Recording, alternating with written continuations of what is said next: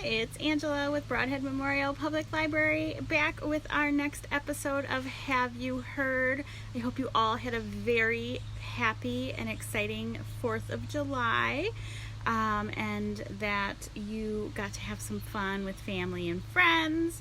I'm excited because we are starting a new book today, and it is one that I read when I was younger.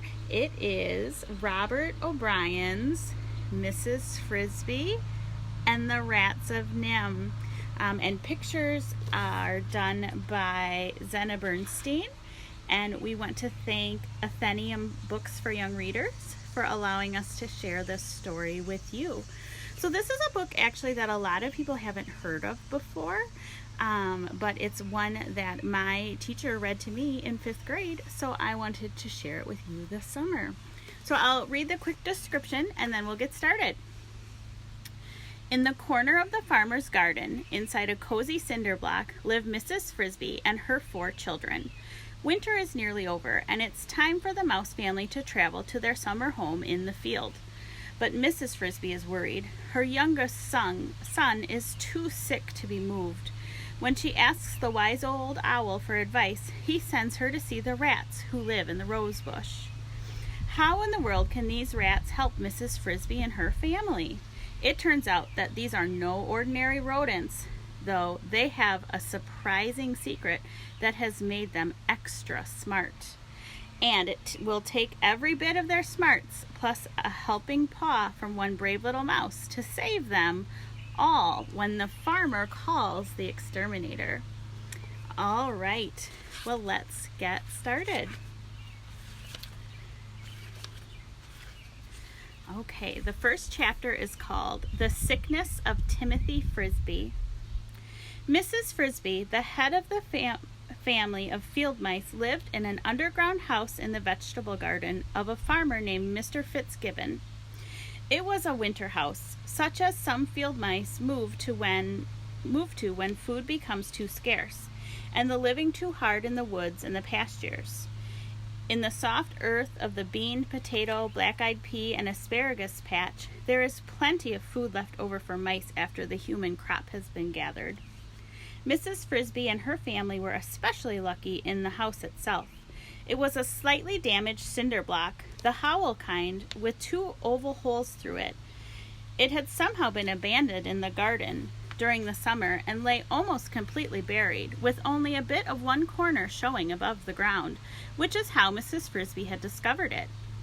It lay on its side in such a way that the solid parts of the block formed a roof and a floor, both waterproof, and the hollows made 2 spacious rooms. Lined with bits of leaves, grass, cloth, cotton fluff, feathers, and other soft things Mrs. Frisby and her children had collected, the house stayed dry and warm and comfortable all winter. A tunnel to the surface earth of the garden, dug so that it was slightly larger than a mouse and slightly smaller than a cat's foreleg, provided access, air, and even a fair amount of light to the living room. The bedroom, formed by the second oval, was warm but dark, even at midday. A short tunnel through the earth behind the block connected the 2 rooms. Although she was a widow, her husband had died only the preceding summer. Mrs. Frisby was able, through luck and hard work, to keep her family. There were 4 children, happy and well fed. January and February were the hardest months. The sharp, hard cold that began in December lasted until March, and by February, the beans and the black eyes had been picked over, with help from the birds. The asparagus roots were frozen into stone, and the potatoes had been thawed and refrozen so many times they had acquired a slimy texture and a rancid taste. Still, the Frisbys made the best of what there was, and one way or another they kept from being hungry. Then, one day at the very end of February, Mrs. Frisby's younger son, Timothy, fell sick. That day began with a dry, bright, icy morning. Mrs. Frisby woke up early, as she always did. She and her family slept close together in a bed of down, fluff, and bits of cloth they had gathered, warm as a ball of fur. She stood up carefully so as not to awaken the other children, and walked quietly through the short tunnel to the living room. Here it was not so warm, but not really cold either.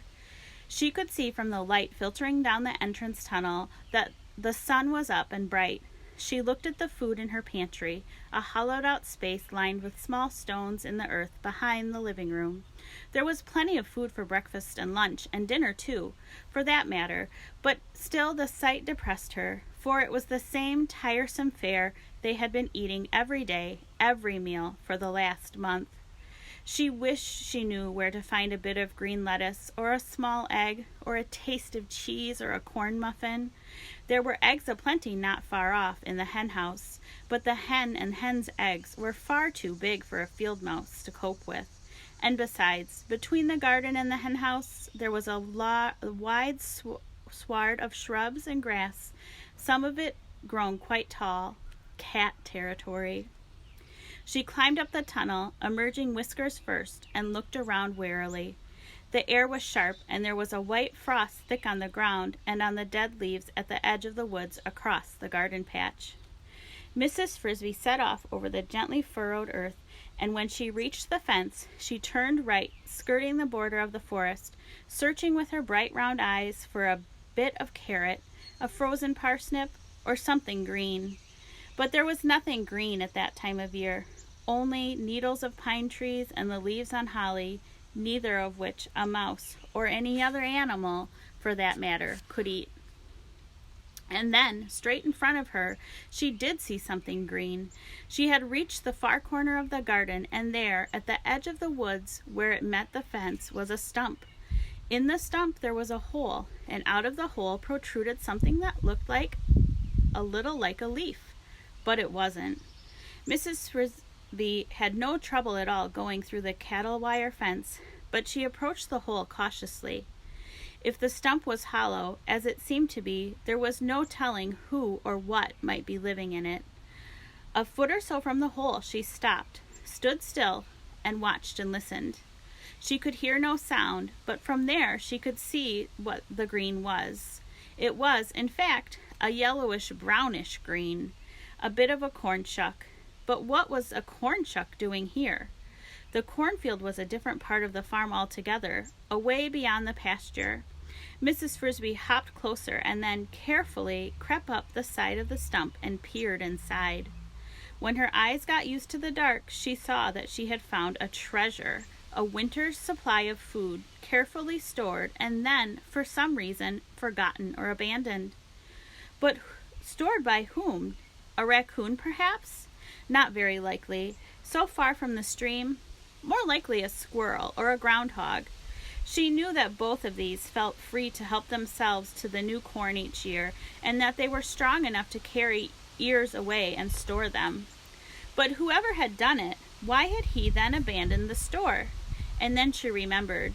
Back in November there had come from the near edge of the woods the sound that sends all the animals in the forest shivering to their hiding places, the sound of hunters' guns shooting, the sound that is accompanied for someone by a fiery stab of pain, and then he never needs his stored food again. Still, since Mrs. Frisby did not even know what kind of animal it had been, much less his name, she could not shed many tears over him, and food was food. It was not the green lettuce she had longed for, but she and her children were extremely fond of corn, and there were 8 large ears in the stump, a noble supply for a mouse family. Down under the corn she also could see a pile of fresh peanuts from still another part of the farm, some hickory nuts, and a stack of dried, sweet-smelling mushrooms. With her forepaws and sharp teeth, she pulled off a part of the husk from the top ear of corn and folded it down, doubled to serve as a crude carrying bag. Then she pulled loose as many of the yellow kernels as she could easily lift, and put them in the shuck bag and hopped off briskly for home. She would come back for more after breakfast and bring the children to help. She backed down the tunnel entrance to her house tail first, pulling the corn after her and calling cheerfully as she went, "Children, wake up! See what I have for breakfast! A surprise!" They came hurrying out, rubbing their eyes in excitement, for any kind of surprise in food was a rare and festive thing in the cold of winter.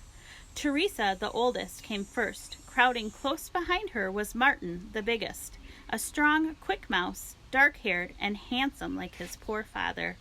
Then came Cynthia, the youngest, and a slim and pretty girl mouse, light-haired and in fact a little light-headed as well, and over-fond of dancing. "Where is it?" she said. "What is it? Where's the surprise?" "Where's Timothy?" asked Mrs. Frisby. "Mother," said Teresa, concerned, "he says he's sick and can't get up." "Nonsense! Martin, tell your brother to get out of bed at once or he'll get no breakfast." Martin ran into the bedroom obediently, but came back in a moment alone. "He says he feels too sick and he doesn't want any breakfast, even a surprise. I felt his forehead. It's burning hot." "Oh dear," said Mrs. Frisby. "That sounds as if he is really sick." Timothy had on occasion been known to think he was sick when he really was not. "Here you may all have your breakfast, save Timothy's, and I'll go see what's wrong." She opened up the green carrying bag and put the corn on the table, dividing it into 5 equal shares. The dining table was a smooth piece of lath supported on both ends by stones. There's a picture for you. "Corn!" shouted Martin. "Oh, Mother, where did you ever get it?" "Eat up," said Mrs. Frisby, "and a little later I'll show you, because there's a lot more where this came from."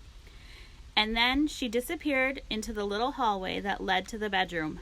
"A lot more," Martin repeated as he sat down with his 2 sisters. "That sounds like enough to last till moving day." "I hope so," Cynthia said. "When is moving day anyways?" 2 weeks, said Martin authoritatively. "Maybe 3. "Oh, Martin, how do you know?" protested Teresa. "What if it stays cold? Anyway, suppose Timothy isn't well enough." At this dreadful thought, so casually raised, they all grew worrisome and fell silent. Then Cynthia said, "Teresa, you shouldn't be so gloomy. Of course he'll be well. He's just got a cold, that's all." She finished eating her corn, and so did the others. In the bedroom, Mrs. Frisby felt Timothy's forehead. It was indeed hot and damp with sweat. She took his pulse and dropped his wrist in alarm, at which she felt, "Do you feel sick to your stomach?" "No, Mother, I feel all right, only cold, and when I sit up I get dizzy, and I can't get my breath too well." Mrs. Frisby peered anxiously at his face, and would have looked at his tongue, but in the dark room she could see no more than the dim outline of his head. He was the thinnest of her children, and had a dark complexion like his father and brother. He was narrow of face. His eyes were unusually large and bright, and shone with the intensity of his thought when he spoke. He was, Mrs. Frisby knew, the smartest and most thoughtful of her children, though she would never have admitted this out loud. But he was also the frailest, and when colds or flus or virus infections came around, he was the first to catch them, and the slowest to recover. He was also, perhaps as a result, something of a hypochondriac. But there was no doubt he was really sick this time. His head felt as if he had a high fever, and his pulse was very fast. "Poor Timothy, lie back down and keep covered." She spread over him some of the bits of cloth they had used as blankets. "After a while we'll fix you a pallet in the living room so you can lie out where it's light. I've found a supply of corn this morning, more than we can eat for the rest of the winter. Would you like some?" No, thank you. I'm not hungry, not now." He closed his eyes, and in a few minutes he went to sleep, but it was a restless sleep in which he tossed and moaned continually. In mid-morning, Mrs. Frisby, Martin, and Cynthia set off for the stump to carry home some more of the corn and some peanuts and mushrooms. The hickory nuts they would leave, for they were too hard for mouse jaws to crack and too tedious to gnaw through. They left Teresa home to look after Timothy, whom they had wrapped up and helped into a temporary sick bed in the living room. When they returned at lunchtime carrying heavy loads of food, they found her near tears from worry. Timothy was much worse. His eyes looked wild and strange from fever. He trembled continuously, and each breath he took sounded like a gasp for life. Teresa said, "Oh, Mother, I'm so glad you're back. He's been having nightmares and shouting about monsters and cats, and when I talk to him, he doesn't hear me at all." Not only was Timothy not hearing with his ears, his eyes, though wide open, were not seeing, or if they were, he was not recognizing what they saw. When his mother tried to talk to him, to hold his hand and ask him how he felt, he stared past her as if she did not exist. Then he gave out a long, low moan and seemed to be trying to say something, but the words would not form properly and made no sense at all. The other children stared in frightened silence. Finally, Martin asked, "Mother, what is it? What's wrong with him?" "He's terribly ill. His fever is so high he has become delirious. There is nothing for it. I will have to go and see Mr. Ages. Timothy must have medicine." Chapter 2. Mr. Ages. Mr. Ages was a white mouse who lived across the farm and beyond in a house that was part of a brick wall. The wall lined the basement of what had once been a large farmhouse. The farmhouse itself had burned down so many years ago that nobody could remember what it had looked like nor who had lived there. The basement remained, a great square hole in the ground, and in its crumbling walls, protected from the wind and the snow, numerous small creatures lived. In summer there were snakes, dangerous to Mrs. Frisby, but there was no need to worry about them in winter. Just the same, it was a long, hard journey, and could be risky unless she was extremely cautious. It was so far, in fact, that Mrs. Frisby would not ordinarily have set out so late in the day, for fear that the dark would catch her before she got back.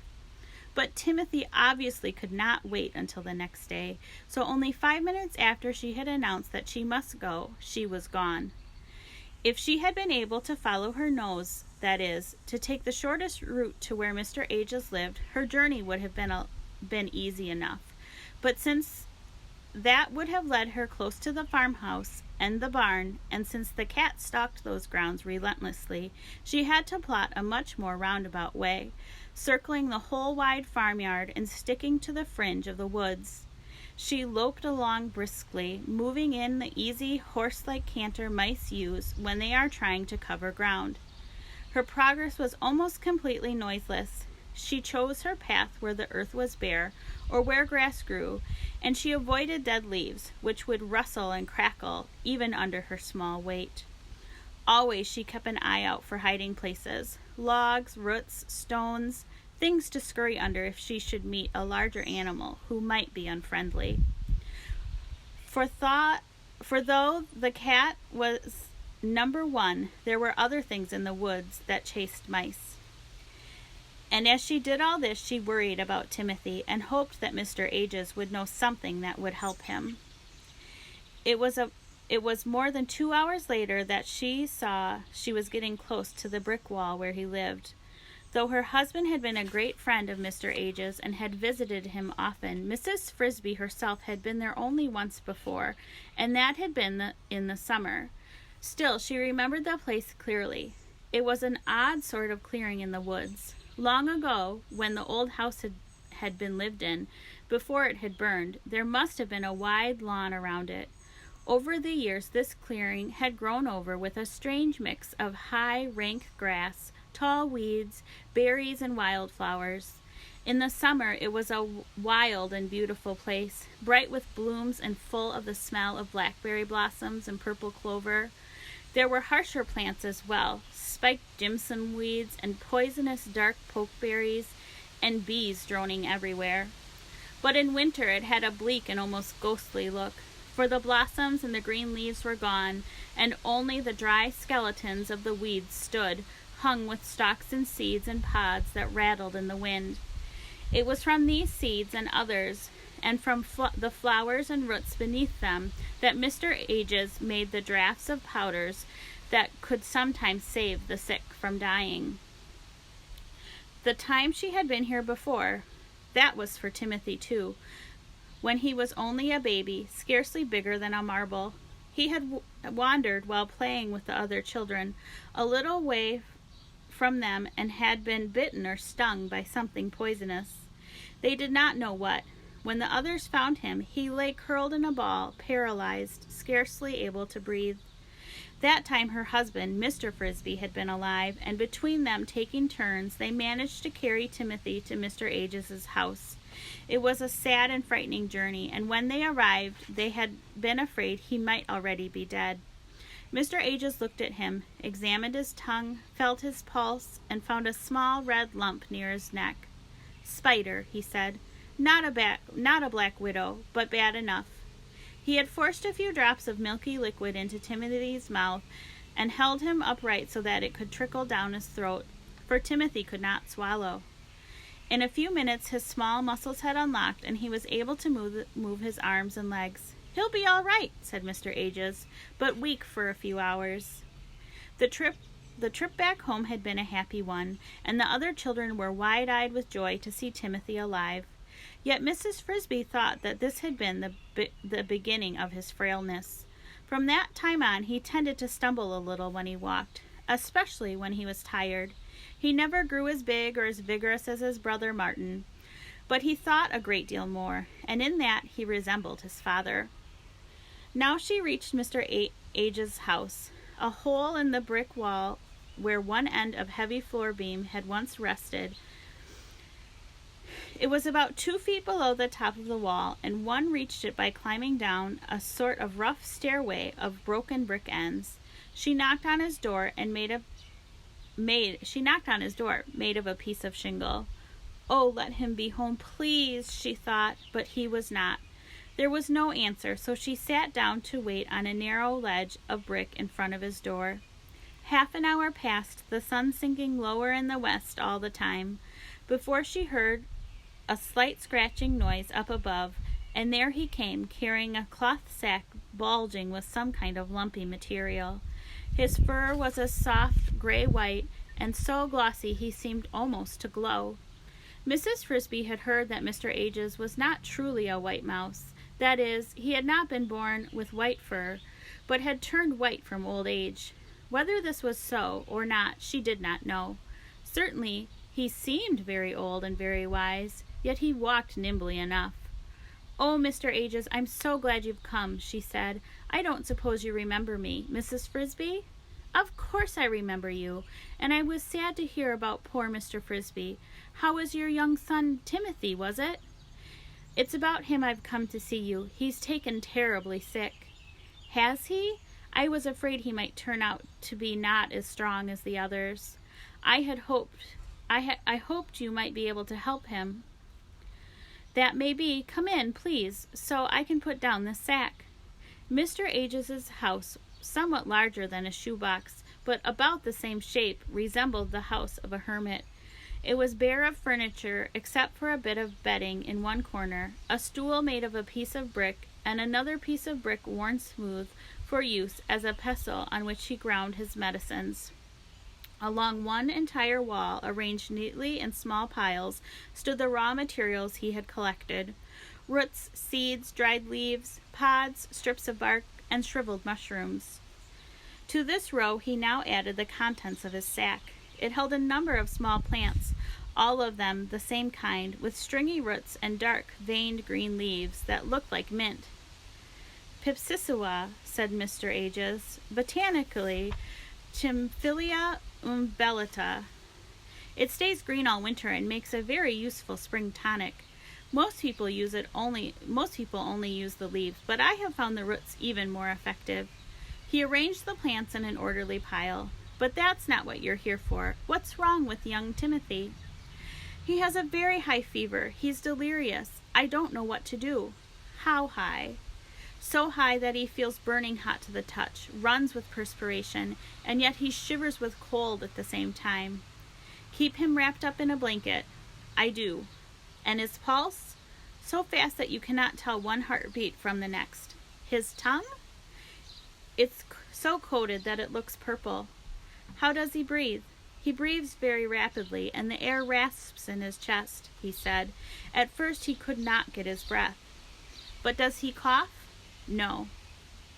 "He has pneumonia," said Mr. Ages. "I have some medicine that will help him, but most important thing is to keep him warm, and he must stay in bed. He went he went to the back of his house, and from the ledge formed by the projecting brick he took 3 packets of medicine, powders neatly wrapped in white paper. Give him one of these tonight. Mix it in water and make him drink. If he's still delirious, hold his nose and pour it down his throat. Give him a second one tomorrow morning and a third the next morning. Mrs. Frisby took the packages. Will he get better? She asked, dreading to hear the answer. He will get better this time. His fever will be less on the 2nd day and gone the 3rd after he has taken all the medicine. That does not mean he will have recovered. His lungs will still be terribly weak and sensitive.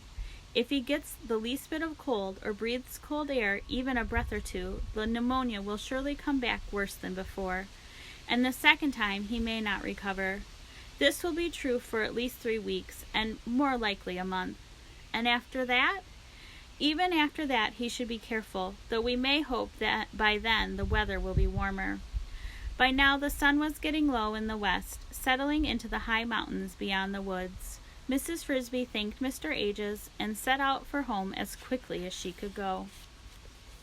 All right, well, we are going to stop there for today.